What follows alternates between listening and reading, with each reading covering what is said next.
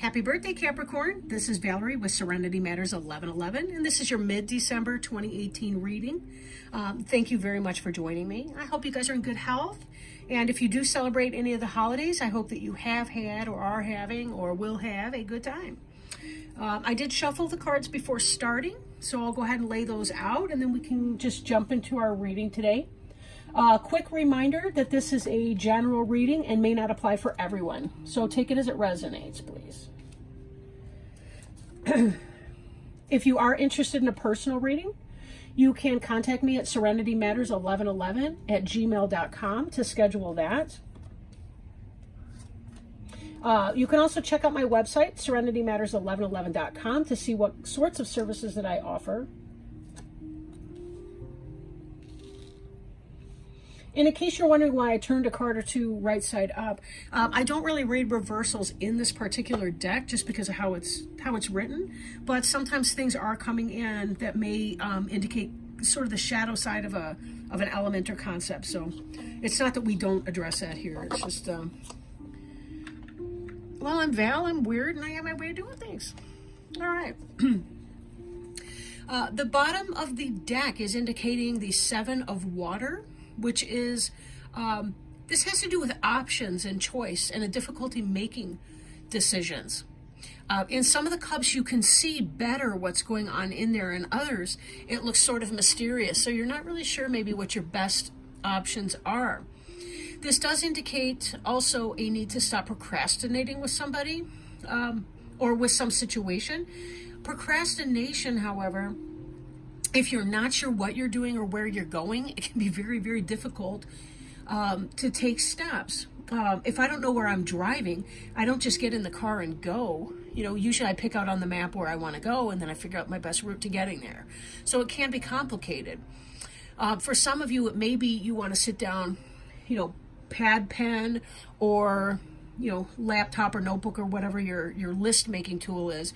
Write a list of some different things. Write a list of some different options, rate them, how important that seems to you, that sort of thing, to see if you can't, by chance, procrastinate. Unfortunately, sometimes when we're making important decisions, it's not so much about what is our best option, but what is our least awful option. For some reason, I'm thinking of the election cycle, but on any typical year. But you get the idea, right?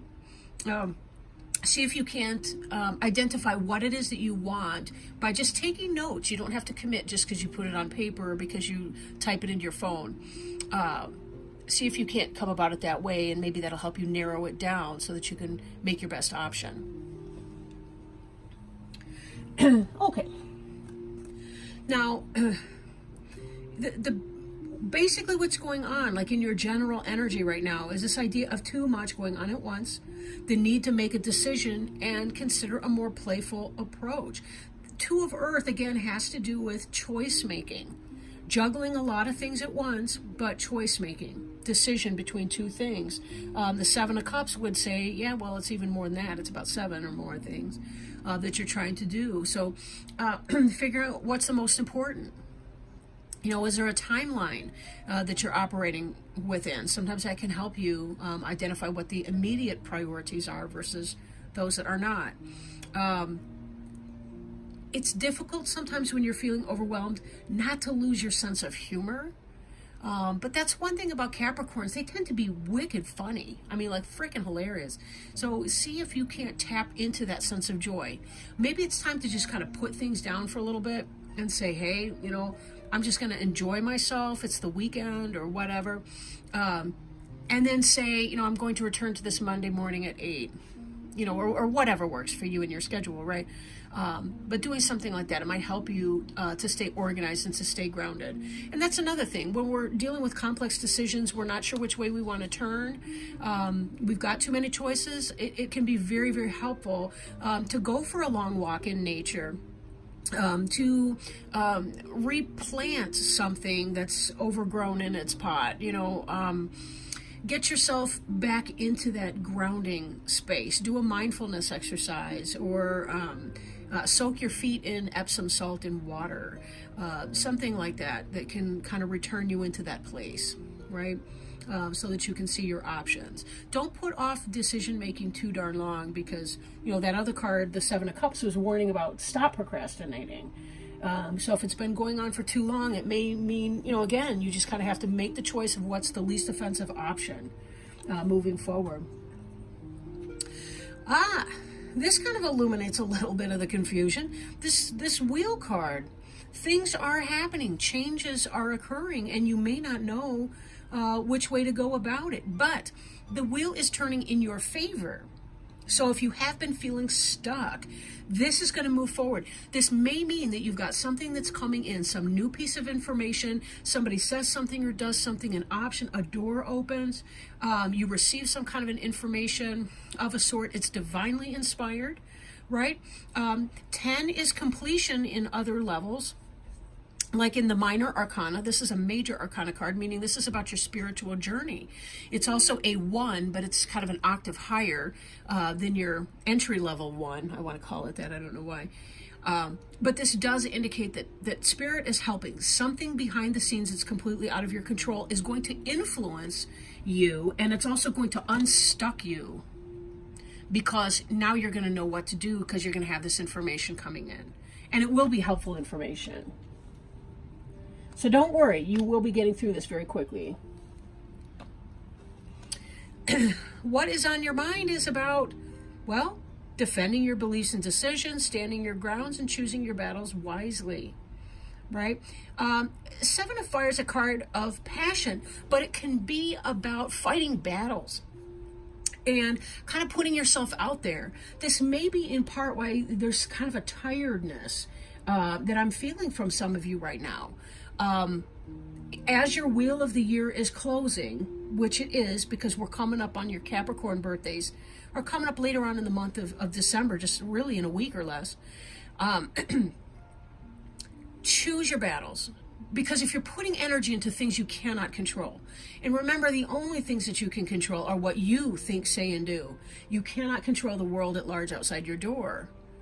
Even emotions didn't make that list, right? Because, things upset us, but it's kind of how we respond to that, what lessons we learn from that, how we behave and what we say, what we do, how we think about our situation. That's really the only power we have in a world that's so large and so out of our control.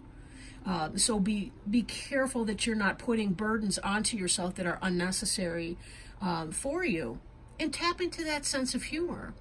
If you feel like you've been getting kind of, I want to say defensive, this really is a card of defense. Defense and people be almost like attacking. That may be kind of your mindset right now, because this is the location of this card, even, is what's on your mind, right? Is feeling defensive. The Two of Earth back here reminded you to consider that more playful approach. It may not be that serious, right? The world was broken before you were born. It's going to continue to be broken long after you've left the planet. And that's unfortunate, but, again, there may be little small steps that you can do that will make a overall big difference, in that. Just be careful not to get weighted down by the things that are beyond your control. The Empress card here, Empress is about fertility and manifestation, abundance, right? It's also about nurturing yourself, right? Self-care. Be very careful with all that's on your plate and as overburdened and taxed as you're feeling. And you may be feeling a little burnt out right now. It's time to tap into this Empress energy. So if you have somebody in your life, potentially a Virgo or a Libra, because Empress is associated with the Venus, with the planet Venus. And we do see Venus right now in the sky. If you look, let's see, when I was in Phoenix, I looked kind of to the south. Not long after dark, and I could see her bright above the horizon. But so she's kind of maybe going to be like in the southern sky, not very, very high, but you can see that planet. Anyway, I digress. The point is, be careful that you're nurturing to yourself that if you need space from it, turn off the news, turn off the blah blah. If the social media is blowing up, if your family's making all kinds of crazy demands, if about the holidays and about your birthday and about every other thing, just you have the right to spend that time any kind of way you want. If that's in solitude or with your home group, your number one, number two, number three people, then by all means you do what you need to do to recharge your batteries, right? Recharge your batteries. I'm noticing very strongly this deer over here, and it is a buck, which is a male deer. Deer really teaches us about gentleness. It's a gentle teacher.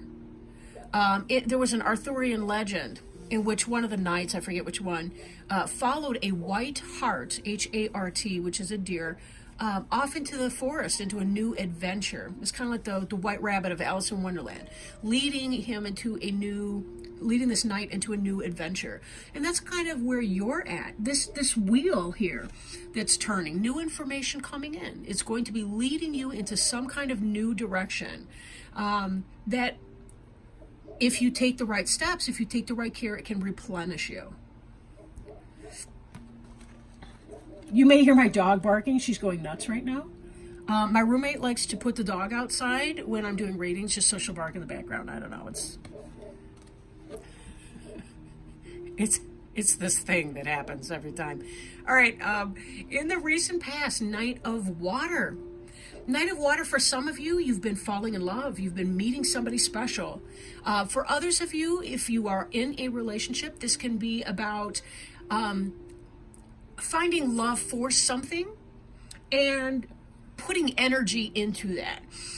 For example, developing a new passion, something that you really care deeply about, something that gives you emotional and spiritual fulfillment and contentment. And that could be why, if you've had your 9 to 5 and then you've also been starting this other thing up, this new project, this new passion pursuit, this new relationship, whatever, that could be why you're tired. And feeling overwhelmed because you've got so much going on that you've forgotten to take a little bit of time out to rest and to have some self-care. Then again, some of you, it could be that you've been falling in love with this Empress person. And this Empress really does indicate this sort of person who, it's kind of like the queen of all the other suits combined. Like she balances her elements. She's balanced materially, meaning that she can take care of her earthly business. Like she's got a job, money, pays the bills, whatever. She can manage that part. She understands her emotions and her spirituality, and is also intellectual and logical at the same time. It kind of balances those different polarities within the individual. For others of you, it's the Empress energy is more the energy that you need to take on to be able to get through your trials right now. So this is one of those cases where I'm getting more than one storyline in here, and this is going to be taken as it resonates. New love or self-care, whatever that means.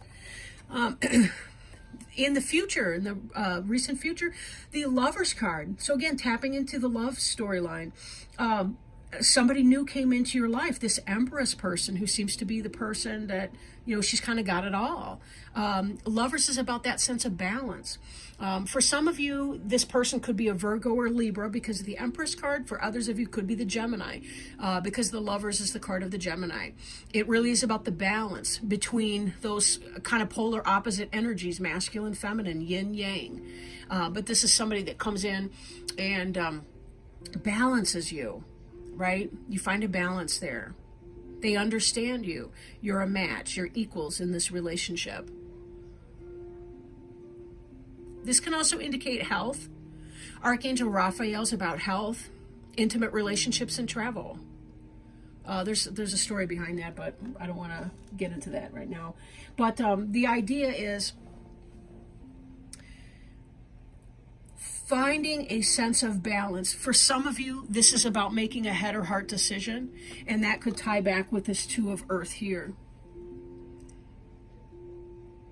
The head or heart decision that you're struggling to make and weighing it out.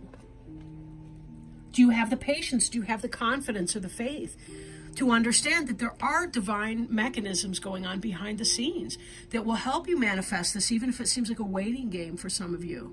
Sometimes when we follow our heart, we fear it because we think that it's not going to work out to our best interest, not realizing that sometimes by taking that divine leap of faith, that's when we have it all.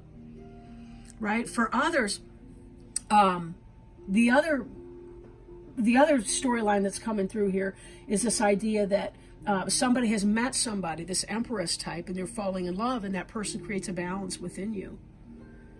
But definitely there's been some worrying. This card represents you, expecting the worst, self-fulfilling prophecies and sleepless nights. What are you worried about? What are you worried about? I think that some of you are overthinking. There's a lot of options, a lot of choices, a lot of ways you could go about doing this. What's the worst if you try something and then it doesn't pan out and you don't do it anymore? So what? At least you tried. And you'll know that you tried. And there's credit to be had in that. Sleepless nights. Because of rumination, worrying. There's a sense too of following your star. For some of you, that could be Aquarius. Those of you that are in the romantic situation with the new person. But for others of you that are struggling to make that decision, you're looking at this like, if you have the faith, follow your star. You will be led to the right thing, to the right decision. It will happen for you. But we have to surrender that control. When we try to control things too tightly, we go nuts. I don't mean, I don't mean DSM-5 stuff. I just mean like, we add burden to our emotional and intellectual life that doesn't have to be there. It's completely self-inflicted. It's tough. You know what? I struggle with anxiety. I get it. I can overthink everything just because. It's a discipline of mind to learn how not to do that. Now, traumatic anxiety is a different thing. That's a medical issue, and you would need to see your doctor, your therapist, etc. for that. But I'm talking about people having everyday human being issues and problems. Trust. The star can also indicate Aquarius. So for some of you, this lover might be an Aquarius. The Knight of Water, that could be Cancer, Scorpio, Pisces. So we're seeing that.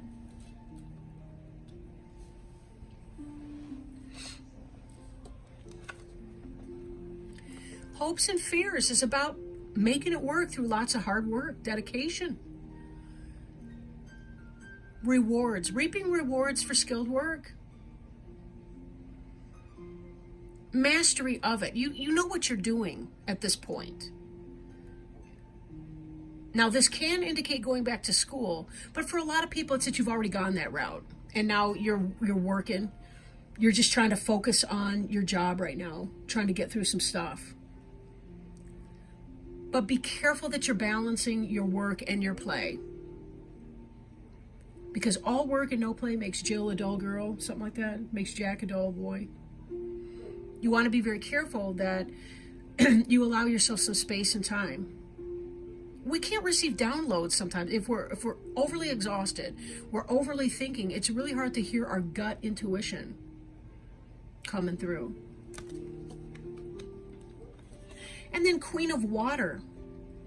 Queen of Water, again, Cancer, Scorpio, or Pisces. We've seen the Knight in your recent past and the Queen in your future. This could be about the development of a relationship. Like you've started dating and now it's getting more serious. It's going to the next level. You're falling in love with somebody. This can also indicate trusting your intuition. Take some time off, right? For those of you that are overly stressed out, take some time off and really do your meditation. Go for a walk. Do some grounding exercises to help you get into your feet. And worry less. When we're anxious, we're in the upper half of our body, right? Our wheels are spinning in our mind, and it's almost like we don't even notice what's going on in our physical body. We don't even notice our feet. A lot of times we need to shift that energy from mental and emotional, from heart chakra on up. We need to shift it back down into our feet and our legs, our first, second, and third chakras, right? Those are our life force drives, our creativity and our power to get things done. We need to be in our first three chakras too, a lot more often than we are. We get flaky, we get way up here in the anxiety zones, and then we don't get anything done.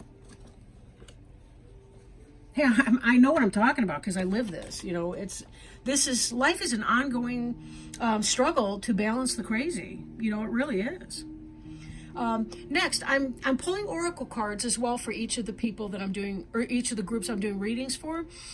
These are Healing with the Angel oracle cards, and I was shuffling just to, to kind of. I like to shuffle before I start rolling. I want to say rolling tape. That's such an ancient expression.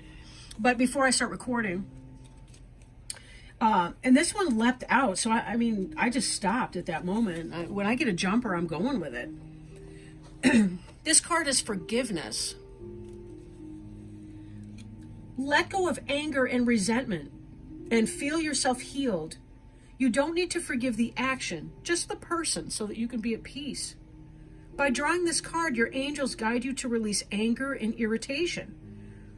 They realize that you may be perfectly justified in feeling angry, yet they ask you to look at the high price you pay for being the vessel of anger. Forgiveness does not mean what you did is okay to me. It simply means I am no longer willing to carry around pain in response to your actions. When we hold unforgiveness in our hearts, we only punish ourselves after all. Your angels will help you release unforgiveness if you will just ask for their assistance. Very important, right? This has to do with choosing battles. When you get yourself into warrior garb, it's really hard to let your guard down and just be in the moment. Because we're in yesterday and what happened to us, what transgressions happened to us. Or we're in the future and we're thinking worrisome thoughts about what may happen next time. And if I see her again, if I see him again, we live in that space. That's exhausting. It's exhausting. This Two of Earth indicates the need for more playful approach. It's hard to feel playful when you're not in a place of forgiveness. Again, it's not about making the behavior okay.